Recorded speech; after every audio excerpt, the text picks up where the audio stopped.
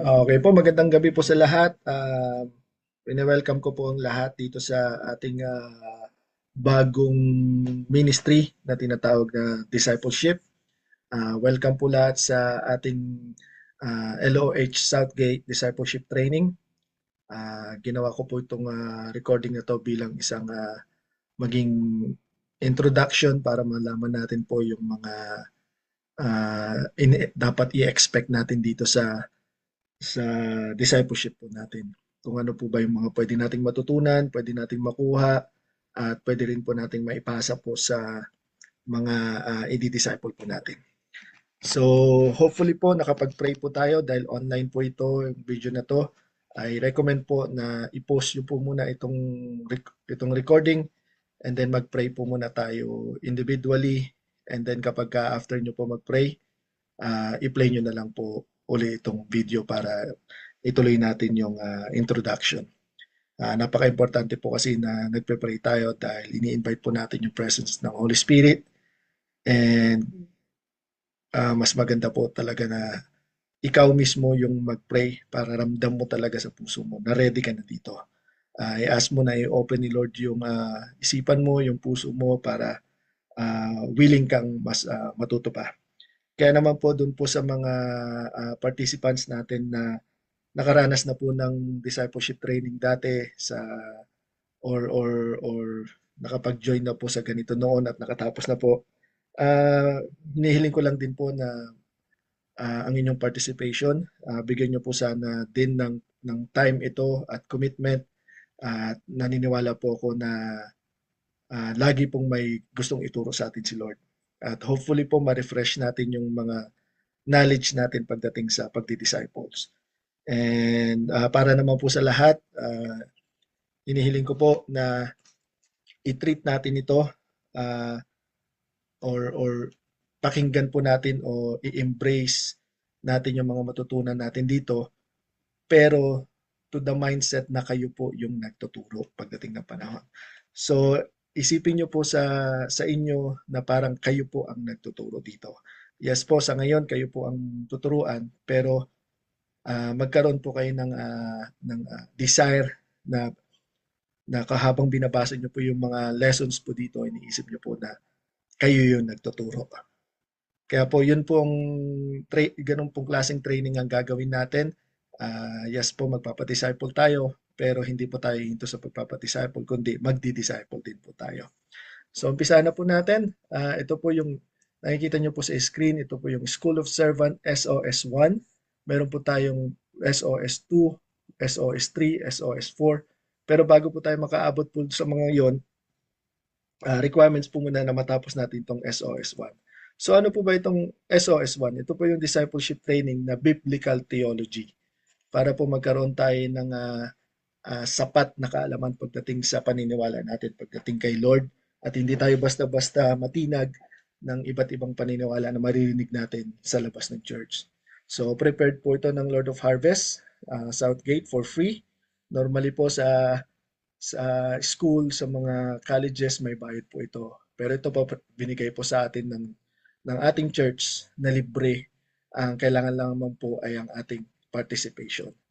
So sabi po dito sa 2 Timothy chapter 2 verse 2, and the things that you have heard from me among many witnesses, commit this to the faithful men who will be able to teach others also. So yun po yung desire po natin, ma-develop po sa atin yung discipleship or disciple heart upang sa ganun po patuloy nating maipasa sa mga generation yung pinasa sa atin ng mga disciples na pinasa naman sa kanila ni Jesus. So ano po ba yung mga magiging topics po natin? Una po, yung the gospel message. Alam na alam po natin yan. Yan po yung ministry ni Jesus. Nabuhay po siya dito dahil sa pagmamahal ni Lord, ni Father God, pinadala ang kanyang bugtong na anak at nag-ministry po dito. Pinakita po sa atin na kaya niya po tayong iligtas nung siya ay napako at nabuhay muli, uh, nagkaroon po tayo ng hope at salvation po na kung paano po ginawa sa kanya, kung paano po siya nabuhay muli, ay ino-offer din niya po yun sa atin. Ganun din po yung salvation para po mas mabigyan tayo ng diin na Yung salvation natin ay bigay lamang sa atin ng Panginoon at hindi through action kung hindi by the grace of God. So aalamin po natin yan dyan. Andyan din po yung Pateriology, yung God the Father, and Christology, yung si Jesus Christ, and yung Mathology, yung the Holy Spirit, at pati yung devotional life, prayer and the Word of God para po ma-develop po sa atin yan kasi po yan ang pinaka-weapon, pinaka number one dapat ginagawa ng isang disciple, yung may prayer and the Word of God. And para mas nandiyan din po yung local church para maintindihan natin ano po ba yung mga ginagawa sa church, bakit po ba may church, building ba ito, o tayo ba ito, ipapakita po natin dyan. Andiyan din po yung mga ordinances na mga practices na ginagawa natin, katulad ng communion and baptism, bakit po ba ito importante, and andyan din po yung eschatology, yung study of the last things, kung ano po ba yung mangyayari sa future, saan po ba tayo pupunta, yung mga ganyan po. At huling-huli po, lesson 10, sa graduation day po natin, itatopic po natin yung giving sa graduation day po natin. So, let's go po. Sabi po dito, welcome to SOS1. Right theology matters. Totoo naman po yun na right theology matters. It will lead us to right living according to the will of God. So this manual will teach you about the biblical foundation of Christianity. This will also help you to have a firm stand on the vital principles of your beliefs. As a result, your faith will be founded and you can now defend it against wrong doctrines. So sa 10 linggo po natin magkakasama tuwing Sabado, you will experience how God will build you up and lay a firm foundation that will be a big help for you to withstand the storm of life and in your Christian journey. So enjoyin lang po natin. Ina-ask ko lang po ang participation ng bawat isa. Huwag po sana tayong mag-miss ng kahit na anong araw dahil po napaka-importante po nito. Bigyan lamang po natin ng at least 10 weeks si Lord uh, para maturuan niya tayo dito. Okay po, so syempre po lahat ng bagay bago sinisimulan, merong mga house rules, merong mga introduction. So ito po ang ating house rules, preparation and expectation. So ang mga students po in a discipleship program should prepare by committing to consistent attendance. So yan po ang kailangan natin. So kapag may na-miss po tayong isa, dalawa, pwede po tayo magtanong sa mga ka-team natin kasi po sa araw ng sa first lesson po natin, i-divide po tayo sa team. So may mga ma-assign po sa ating mga team leader at magtatanong po tayo sa kanila kung ano po ba yung mga sagot doon sa dito sa manual. Pero kapag nakatatlong miss po tayo or tatlong absent po tayo, hindi po tayo makakagraduate. So limited lamang po tayo sa hanggang 3 absences. After nun po, hindi po tayo makakagraduate, kundi magjo-join na lang po ulit tayo kung kailan magkakaroon ulit ng discipleship training. So, daily Bible study po, kailangan po natin yan. Kailangan po ma-develop sa atin yung devotional time and prayer po para mas mag-make sense yung mga napag-aaralan natin dito para hindi lamang siya maging head knowledge po. Hindi lang po siya maging theology, yung ulo lang sa ulo lang yung theology, kundi maramdaman talaga natin yung kung bakit tinawag yung Bible na the living Word of God. So magkaroon din po tayo ng open and teachable heart. Expectation includes active participation in discussions, engaging in accountability, small groups, practicing spiritually disciplines, prayer service, and applying techniques to daily life to foster spiritual growth. So ito lamang po yung mga preparation for student. Kailangan lang po na bigyan nyo po itong discipleship training natin ng time. Mag-dedicate po tayo ng 1 o 2 oras. Matagal na po yung 3 oras po para dito. At magkaroon po tayo ng consistent study time. Tapos i-prepare din natin ng ating puso. Dalhin natin yung mga kailangang materials, yung manual, yung Bible natin. Kailangan po yung Bible natin is physical Bible. Hindi po pwede yung sa cellphone kasi baka ma-distract tayo after natin magbasa ng verse sa cellphone, makita natin yung Facebook, madidistract tayo. So, kailangan po sa lesson natin is physical Bible.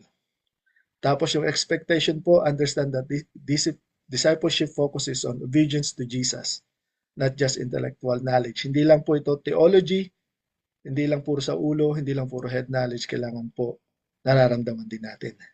So, nandito na po tayo, nandito na tayo sa first step kung paano mas mapalapit kay Jesus, kay God, sa Holy Spirit. Lubos-lubosin na po natin.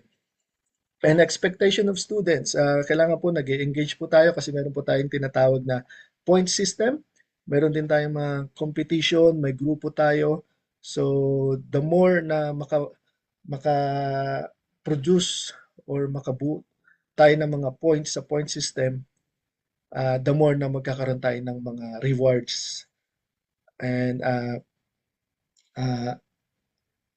achievements po sa graduation natin. So, hindi lamang po ito basta certificate sa graduation, kundi po may mga talagang rewards po ito. And then accountability po, lagi po tayong magre-report sa ating mga leaders, sa ating mga group members kung makakarating tayo o hindi. At kung pwede po, lagi tayong on time para on time din po tayong uuwi. So routine study, yan po yung kapag tayo na lang po at saka kapag ni-require na magkita-kita yung mga grupo para po sa routine study. So spiritual disciplines, napaka-importante po niyan. Mag-engage po tayo sa prayer, sa memorization, and sa service po natin. Speaking of service po, bawat grupo po ma-assign every session na magkakaroon po or kayo po yung mag-handle ng praise and worship and opening prayer and closing prayer po. So magpe-prepare po tayo, meron tayong TV, smart TV. Hindi na po natin kailangan ng mga music instrument, mag-play lamang po tayo sa YouTube ng isa o dalawang uh, worship, praise and worship na kanta. Tapos po i-open po natin ang opening prayer. Pwede din po kayo magdala ng mga finger foods. Finger foods lang po, hindi po yung mga heavy meal, hindi po yung mga pwede lamang po nating kainin kapag habang nagdi-discussion po na hindi nakakasira ng ng chemistry or ng concentration po na pag-aaral po natin sa bawat lessons. So, finger foods lang po. And then, ganun din po, application. Siyempre, kailangan natin ina-apply yung mga natututunan natin biblical principles to life. And then, consistency din po. Maintaining na lagi po tayong umaattend, lagi po tayong involved at the end of the 10 week, meron po tayong reward and awards po. Okay? So, key focuses sa areas, building community, i-develop po natin dito yung tinatawag na teamwork, kaya po tayo i-divide sa mga bawat teams at magkakaroon po ng mentorship kung sino man po yung mga leaders na ma-assign po sa team natin, i-develop na po natin kayo lahat maging leaders po. And holistic growth, of course, magmamature tayo dito. Ito na po yung way para po mag-mature. Nasa sa atin na lang po kung paano natin i-embrace or i-grasp yung opportunity na binibigay sa atin ni Lord. So, mga kakailanganin po natin materials dito sa lesson na to, yung physical Bible. Katulad po na sabi ko, no Bible app allowed kasi baka kung saan na tayo mapunta after natin magbasa ng Bible verse. Tapos kailangan din po lagi nating dala itong discipleship module natin na SOS 1 manual. Kung hindi po, mahihirapan po tayo magsagot at baka po ma-delay or mahuli tayo sa learning natin. Meron din po akong isi-send online na undercover book. By the end of lesson 10 para po makagraduate, kailangan po nabasa po natin yung libro na yan at yung mga leaders po natin sa bawat grupo at pati na rin po ako, pati po yung mga sila pastor, magpapasa lamang po kayo ng isang maliit na essay kung ano yung natutunan nyo dyan sa libro after nyo basahin. Tapos magdadala din po tayo ng pen and notebooks para sa mga notes. And once po na matapos natin tong 10 weeks, it is important po na i-ignite natin or ma-activate po natin yung mga D group natin. D group stands for discipleship group. So kailangan po ma-activate po natin yung mga D group po natin. To that point, kaya nyo na po i-handle po yung mga D group kung sino man po yung mga nakikita natin na potential na mag-handle ng ministry. So ideally, this relationship will continue as a D group after ng 10 weeks makumpleto po. So, meron po tayong assignment throughout the session. Kailangan po para makagraduate, makapag-invite po tayo ng at least 1 to 2 people to church service sa loob po ng 10 weeks na tayo magkakasama. It doesn't matter kung sa morning or sa evening, basta po makapag-invite tayo ng at least 1 or 2 people to church service. Hindi pa po natin i-disciple, i-invite lang po natin. Tapos, ifa-follow up natin, tuturuan natin kayo kung paano po mag-follow up ng mga na-invite. Tapos, syempre po katulad sinabi ko, tapusin, basahin yung Undercover Book by John Beaver. Okay po.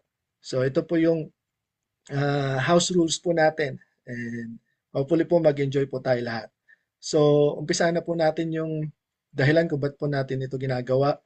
Inutos po sa atin ni Jesus sa Matthew 28:19-20, kung pwede po natin buksan ang ating mga Bible, pero nilagay ko na rin po dyan. Sabi po sa Matthew 28:19-20, "Go therefore and make disciples of all nations, baptizing them in the name of the Father and of the Son and of the Holy Spirit, teaching them to observe all that I have commanded you, and behold, I am with you always to the end of the earth." So sabi po dyan, make disciples of all nations. So, kung iisipin po natin, nasa pinaka first step pa lang po tayo kasi hindi pa po nga po natin nagagawang disciples yung buong church natin eh. Tapos after ng buong church, yung buong community. After ng buong community, yung buong Las Vegas, tapos buong nation. So, kailangan po, nakasunod po tayo dito sa tinatawag na Great Commission na binigay ni Jesus Christ sa atin po. Sa atin po ito binigay. Tapos ang sabi po dyan, baptizing them in the name of the Father and of the Son and the Holy Spirit. Pagkatapos po bautismuhan, i-follow up, teaching them to observe all that I have commanded you. And behold, I am with you always to the ends of the earth. So kung hindi po natin alam ang mga gagawin natin after natin sila invite sa church, ayun po, teaching them. Kung hindi po natin alam, tuturo natin, dito na po natin matututunan sa discipleship. After po nito, kung hindi pa rin natin alam, ayun na po, I am with you always, sabi ni Jesus, to the ends of the earth. So, hindi po siya magbibigay ng provision po sa atin, ay ng vision po sa atin, kung hindi niya po ipoprovide yung provision. Okay po, so ito pong ministry natin, meron ding, of course, vision and mission. So, ito pong discipleship training natin, discipleship journey po natin, ang vision po nito ay para mag-disciples po tayo ng iba pa pong uh, mga tao para matutunan nilang mahalin ng Diyos at mahalin ng kapwa by evangelizing, baptizing, and teaching them to observe what Christ has commanded. So, tayo po ang kailangang gumawa nun. Yes po, tama na yung Holy Spirit ang kumikilos sa kanila, pero po, dahil sinful nature po yung tao, kailangan po nating sindihan o ignite po yung Holy Spirit po na sa kanila. Upang sa ganun, ganahan sila or sipagin silang mag-church or sumunod, mag-obey kay Lord. So tayo po muna ang tatrabaho nun. Tapos ang mission po natin, yun po, tatrabahuhin natin sila to be a Christ-centered church that makes disciples out of love of God and His people. So, yung church po natin, ang kailangan po talaga natin ay gumagawa ng disciples. Kailangan po, hanggat maaari, lumalabas lamang po tayo para magpasok ng mga bago sa loob ng church natin. At iti-training nila. Pag na-training na po natin lahat ng nasa loob, lalabas po ulit tayo. Paulit-ulit lang po yun. So sabi po, ano po ba yung discipleship? What is discipleship? So si Jesus po, dinefine niya yung discipleship sa Great Commission. Sinabi niya, kailangan daw natin, He commanded us to make disciples. So yung blank po na nakalagay dyan, umpisahan na po nating sagutan sa manual po ninyo. Ang una pong sagot dyan sa line sa make disciples is to evangelize. Ayan po, susulat ko po. Sabi po dyan, kailangan po nating mag-evangelize, to make disciples. Pangalawa po, baptizing them. So, nandiyan na po yung word, baptize. Baptizing them. So after natin i-evangelize, napakilala natin si Lord sa kanila, si Jesus Christ, yung ginawa ni Jesus Christ, kailangan po natin silang bautismuhan para po mapakita nila externally na Christian na sila, na they belong to God at si Jesus Christ sa kanilang Lord and Savior. Eh syempre hindi po doon matatapos dahil hindi naman po porket na baptize, mainit na talaga lahat kay Lord. May tendency din po na maglamig. Kaya po ang kailangan, itutuloy po natin to teach them, teaching them. So, dyan po papasok itong discipleship training. Yung mga matutunan po natin dito, yun ang pwede nating ituro po sa kanila. Kaya po, tulad na sabi ko kanina, kailangan kapag ka iniisip nyo or habang pinapakinggan nyo to, ilagay nyo na po sa isip niyo, planuhin nyo na po kung pag kayo na po yung nagtuturo. Ilagay nyo na po sa mindset ninyo na kayo ang nagtuturo. Okay po? So sabi po, discipleship can be defined as investing into others by teaching them to observe all that Jesus has commanded of us in order to multiply ourselves into them. Okay, so pag i-invest po pala ito sa ibang tao na hindi pa po nakakilala kay Lord, at tuturuan natin silang i-observe lahat ng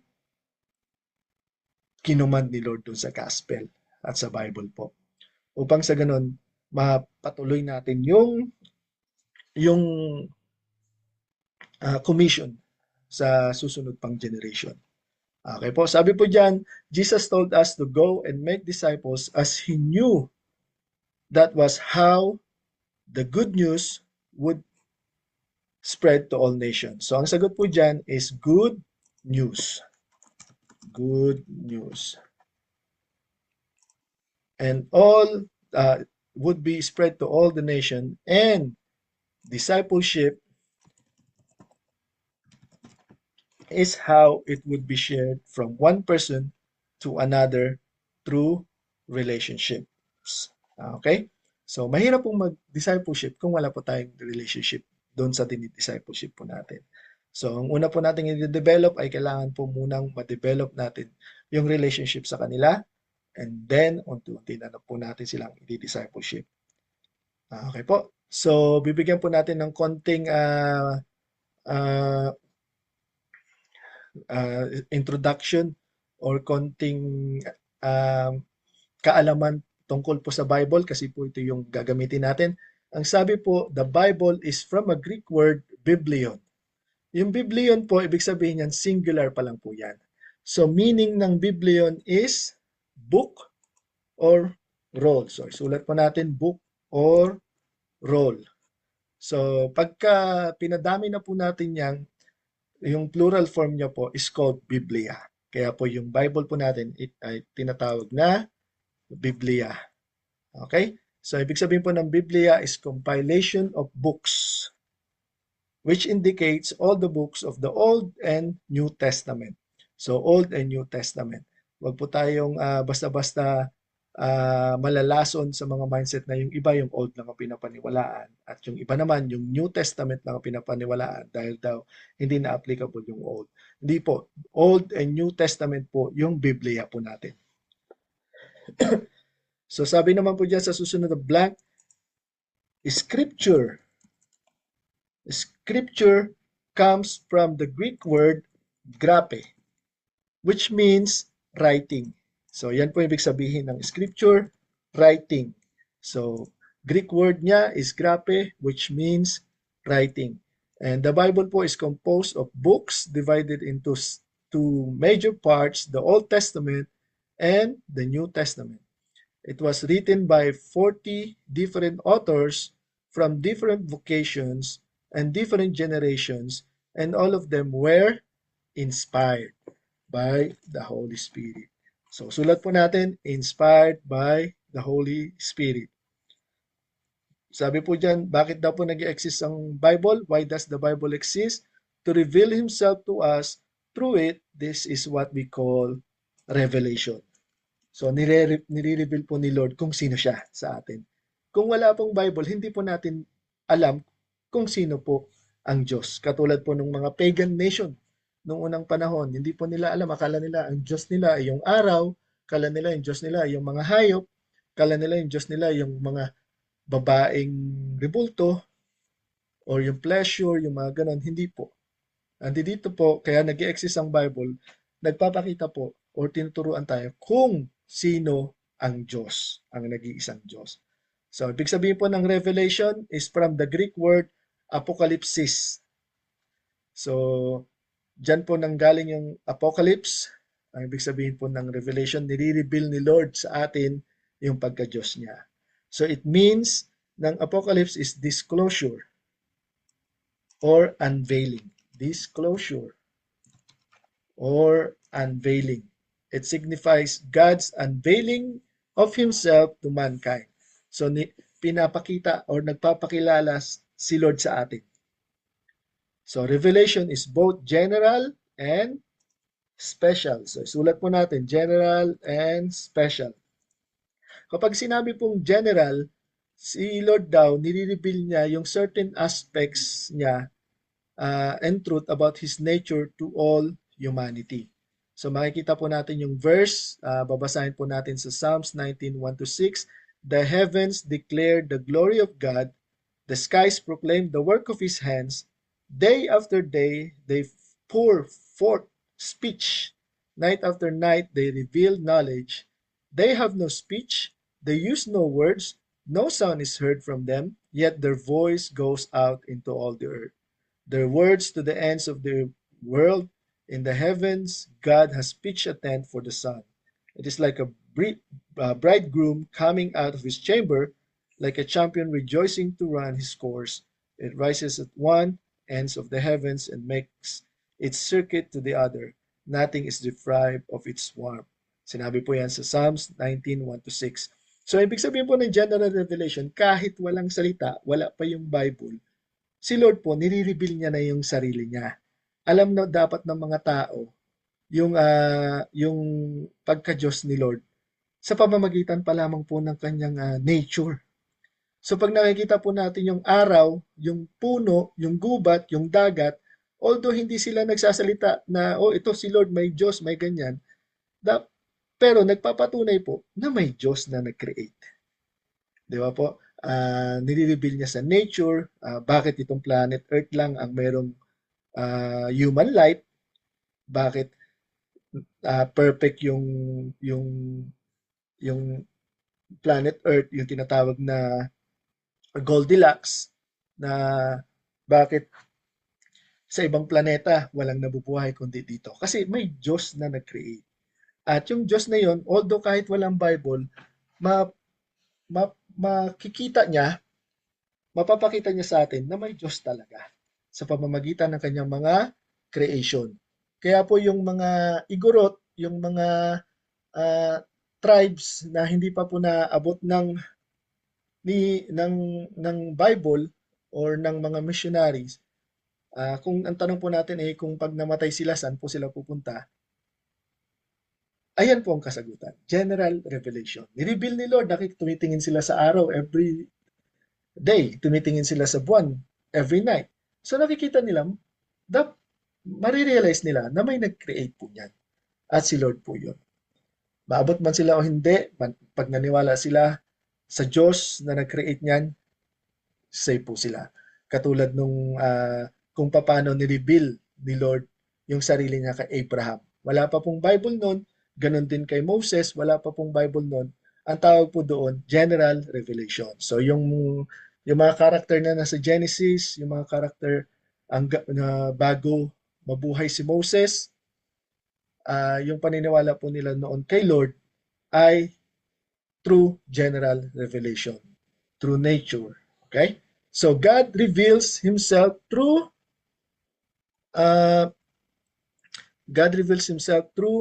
nature. Sulat po natin, through nature. So nire-reveal ni Lord yung sarili niya sa nature, at isa pang paraan para ma-reveal niya yung sarili niya through the universe. Ang ganda po ng universe natin, di ba? So, tapos hindi po natin may paliwanag, di natin makita, pero may Diyos na nagpangalan sa bawat planeta, sa bawat bituin na yan.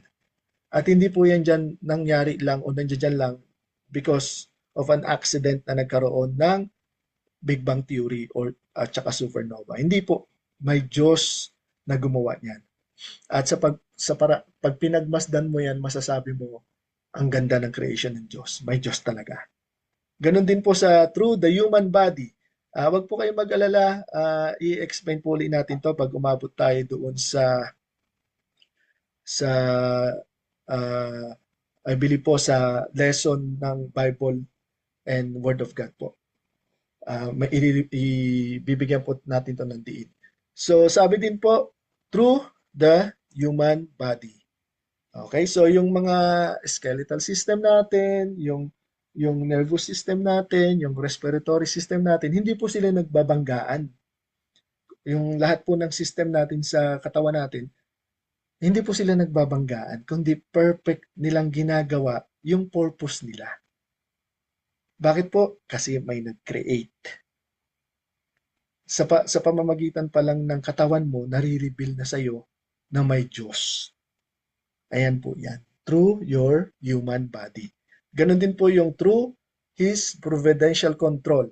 So pag sinabi pong providential control, si Lord po ang may control ng mga nangyayari dito sa mundo natin. Yung ngayong naranasan natin na gera, yung mga naririnig natin na gera, kontrolado ni Lord yan. Under yan sa providential control niya. Pansinin po natin nung nagka-COVID tayo, mas maraming lumapit kay Lord. For sure, ngayong may naririnig tayong mga gera, mas marami ding lalapit kay Lord. Kaya perfect tong discipleship natin kasi pwede natin tong magamit doon sa mga gustong lumapit kay Lord. So lahat yun, providential control. Negative or positive, maganda man o maayos man yung government o yung politiko natin o hindi, under yun sa providential control ni Lord. Yun, dyan din papasok yung weather, yung earthquake, yung mga disaster, tsaka yung mga magagandang ding bagay na nangyayari dito sa mundo natin. Under pa din yun sa providential control ng Diyos. At sa pamamagitan nun, nakikita natin, napapatunayan natin na may Diyos. Kasi po hindi yun kayang i-explain or hindi yun created ng tao lang. Hindi natin ma-explain yung kidlat. Hindi natin ma-explain yung earthquake. Yes, na-explain natin through science, pero hindi natin yun ba talaga yung explanation nun? O theory lang yun ng mga scientists, di ba? So, under yun sa providential control. Sa pamamagitan nun, napapatunayan sa ni Lord na may Diyos. General revelation through providential control. And lastly, He revealed Himself through conscience. Ikaw po mismo, alam mo sa sarili mo ang tama at mali. Narinig mo man o hindi yung batas ni Lord dati or nakilala mo man o hindi si God, alam mo yung tama at mali. Alam mo na may Diyos. Nasa Bible verse po yan, bibigyan natin yan ng diin pag umabot po tayo sa lesson na yan. Nasa puso mo, nilagay ni Lord sa conscience mo na may Diyos. Nararamdaman mong may Diyos. Yung mga atheist, sinasabi lang nilang hindi sila naniniwala kay Lord. Pero, alam nila may Diyos, hindi lang nila pinaniniwalaan. Okay po, so yan ang unang revelation ni Lord na nagpapatunay na totoo ang Diyos through nature, through universe, through the human body, through His providential control, and through conscience. Pangalawa po, pasok na po tayo sa special revelation. So ano po ba itong special revelation na to? Ito yung the salvation plan of God sa atin. Kasi hindi na tayo, ito na po yung tinatawag na the will of God. It is restricted to Jesus Christ and Scripture. So, kung ano na po yung nakasulat sa Bible na patungkol kay Jesus Christ, ayan na po yung special revelation. Ibig sabihin, nireveal na ni Lord yung will niya sa mundo. Diba? So, ibig sabihin ng special revelation, dahil po na fall ang man doon sa serpent tsaka kay Satan, ngayon kailangan i-restore ni Lord yung fallen humanity para makabalik tayo sa glory niya. So nagpadala po siya ng paraan po doon, yun po yung tinatawag na salvation and reconciliation through the person of Jesus Christ. So, yun po yung special revelation. Saan po natin makikilala si Jesus Christ? Ay scripture po, sa Bible po. Doon natin siya makikilala. Doon natin makikita at mababasa yung salvation plan ni Lord. This time, meron ng word. Di po yung general revelation, walang word. Puro nakikita lang, nararamdaman lang. Pero ito, may word of God na. At pinapakita po na may Diyos na nagkatawang tao sa pamamagitan ni Jesus Christ na nagbibigay sa atin ng salvation and reconciliation sa harapan ng Diyos. So, paano po nagkaroon ng scripture?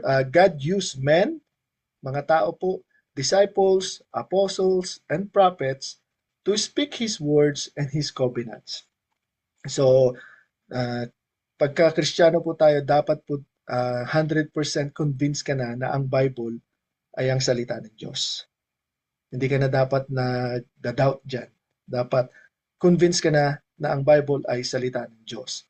Gumamit lamang siya ng mga tao, ng mga disciples, ng mga apostles, ng mga prophets para sabihin yung salita niya at yung covenant niya sa atin.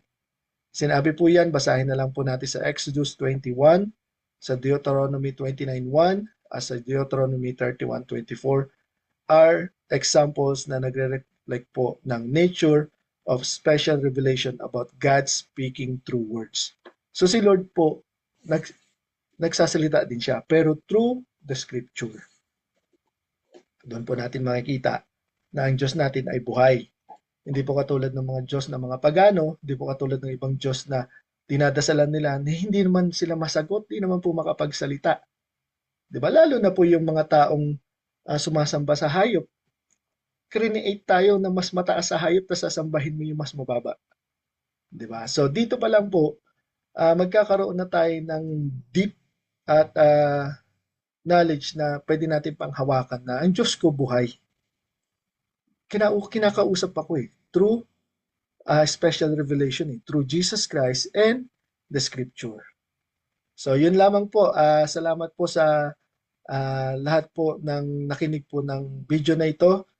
Next week po, itatopic po natin yung lesson 1. Ito po, the gospel message to evangelize. Pero po, hopefully po, marami tayong natutunan ngayon sa ating introduction.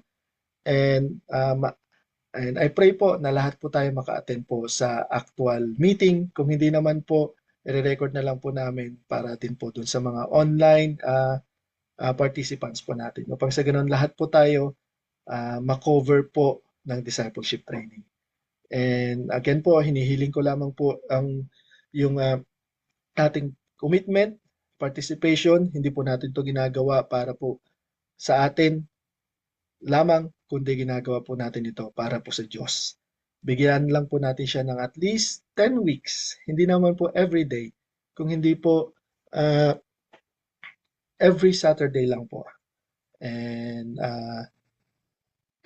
I promise po na mas ma-appreciate natin si God the Father, si God the Son, and si God the Holy Spirit po. And yun lamang po. And see you po sa mga susunod po na lesson.